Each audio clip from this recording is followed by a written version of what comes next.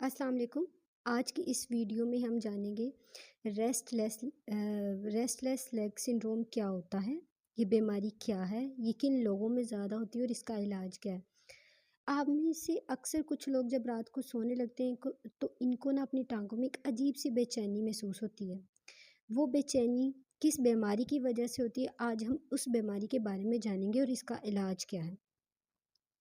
अगर बिस्तर पर लेटने के बाद टाँगों में आपको अजीब सी बेचैनी महसूस हो और आपका दिल करे अपनी टाँगों को हिलाएं, एक टाँग को दूसरी टाँग पे मारें, अपनी टाँगों को कपड़ों से बांध दें और ये तकलीफ़ आपको सोने ना दें और आप उठकर चलना शुरू कर दें, जिससे आपको अपने पाँव की बेचैनी में सुकून मिले। ये सब कुछ करने से तो इसका मतलब ये है कि आपको रेस्टलेस लेग सिंड्रोम है। अब ये बीमारी क्या है? इसमें क्या होता है, हमारी जो बॉडी में 2 हार्मोन्स होते हैं, एक होता है डोपामाइन और एक होता है गाबा। ये क्या करते हैं, हमारे जो पट्टे हैं ना, उनकी हरकत में और उसके खिंचाव में हमारी मदद करते हैं। उन लोगों में जिनमें रेस्टलेस लेग सिंड्रोम होता है, इनमें ये जो 2 हार्मोन्स होते हैं, इनमें गड़बड़ हो जाती है, ये डिस्टर्ब हो जाते हैं। इससे क्या होता है, हमारे जिस्म के किसी भी हिस्से में, ख़ास तौर में टाँगों में एक अजीब-सी हमें बेचैनी महसूस होती है। और ये उस वक़्त ज़्यादा महसूस होती है जब मरीज़ रेस्ट की हालत में होता है, जैसे रात को सोने लगता है या कोई ऐसा ऑफ़िस वर्क करता है जिसमें उसको घंटों बैठना पड़ता है या लंबा सफ़र करना पड़े, उस टाइम पे ये बेचैनी ज़्यादा महसूस होती है।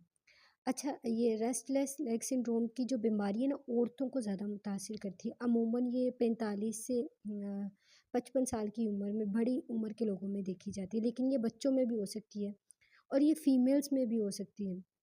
उसके अलावा ये उन लोगों में ज़्यादा होती है जिनमें आयरन की कमी हो।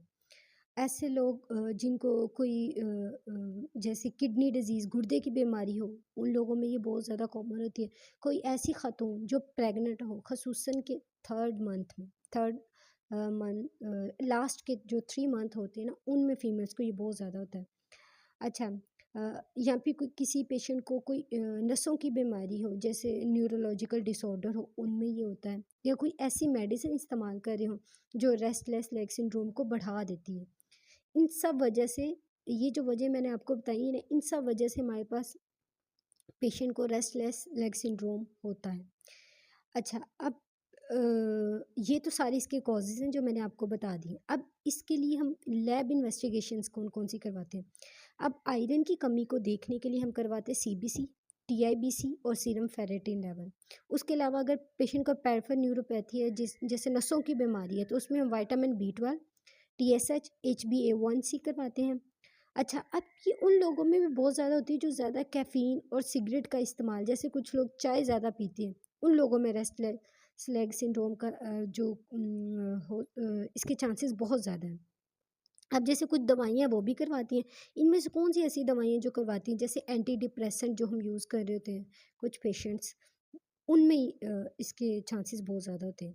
अच्छा, इस बीमारी को सीरियस लेना बहुत ज़रूरी है, क्योंकि इसकी वजह से बहुत ज़्यादा कॉम्प्लिकेशंस हो जाती हैं। अगर आपको इन सब असबाब का सामना करना पड़ रहा है, तो आपके लिए ज़रूरी है कि आप डॉक्टर को दिखाएँ। अब इसका ट्रीटमेंट क्या है? अगर तो हम आयरन की वजह से ये सब हो रहा है, रेस्टलेस लेग सिंड्रोम, तो आयरन की कमी को पूरा करना है, आयरन की टैबलेट्स लेनी है, या कोई ऐसी मेडिसिन एंटी डिप्रेसेंट आप ले रहे हैं, उसकी वजह से हो रहा है, तो आपने डॉक्टर से बात करके अपनी उन मेडिसिन्स को छोड़ना है, फिर ये आपकी ऑटोमेटिक ठीक हो जाएगी। अब इसका डेफिनेटिव ट्रीटमेंट क्या है? डेफिनेटिव ट्रीटमेंट में लीवोडोपा और गाबापेंटिन यूज़ की करते हैं। अच्छा, अब ये जो रेस्टलेस लेग सिंड्रोम है ना, ये बीमारी रात को ज़्यादा तंग करती है, तो ये दवाइयाँ ना आप रात को बिस्तर पे जाने से 2 घंटा पहले लें।